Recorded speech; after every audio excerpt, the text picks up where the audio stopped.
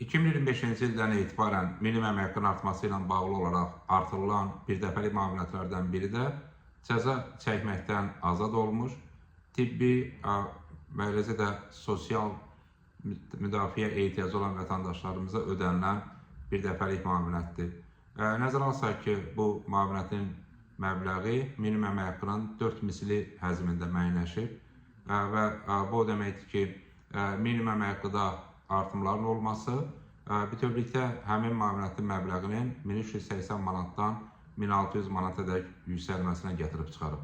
Artıq həmin müavinətin məbləği 1600 manatdır və həmin müavinətə müraciət edən vətəndaşlarımız 1600 manat birdəfəlik ödəniş əldə edə bilirlər.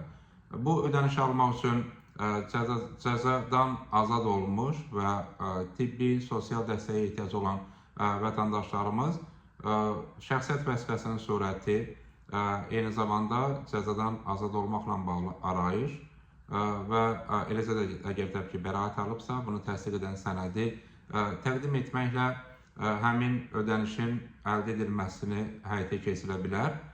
Bu zaman uyğun qurum tərəfindən nəzərə alsaq ki, ödənişə məsul olan qurum Əmək və Əhalinin Sosial Müdafiəsi Nazirliyidir və Nazirliyin müvafiq qurumları tərəfindən sənədlər, müraciətlər qəbul olunduqdan sonra 10 gün ərzində müraciətə baxılır və cavab verilir. Əgər imtina cavabı varsa, bu zaman 5 gün ərzində vətəndaşa imtinanın səbəbləri ilə bağlı arayış təqdim olunur.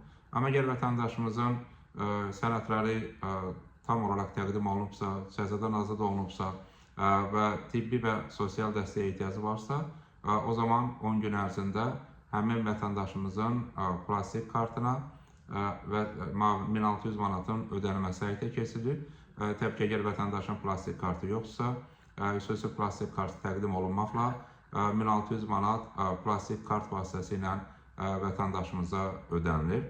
Əgər hər hansı bir vətəndaşımızın bu müavinəti almaq hüququ varsa, amma həmin hüquqdan istifadə etməyibsə və son 3 ildə cəza çəkmə müəssisəsindən azad olunubsa, həmin vətəndaşlarımız da müraciət edib 1600 manatlıq ödənişi əldə edə bilərlər və son 3 il ərzində cəza çəkmə müəssisəsindən azad olunan vətəndaşlarımız da bu müavinəti almaq hüququna malikdir. Bu hüquq onlara da şamildir. Bu baxımdan həmin vətəndaşlarımız da Əmək və Əhalinin Sosial Müdafiəsi Nazirliyinin uyğun qurumlarına müraciət etməklə müavinətin alınmasını həyata keçirə bilərlər. Tələb olunan sənədlər eynidir və müraciətə baxılma müddəti də 10 gündür. 10 gün ərzində ödənişlə bağlı qərar verilir.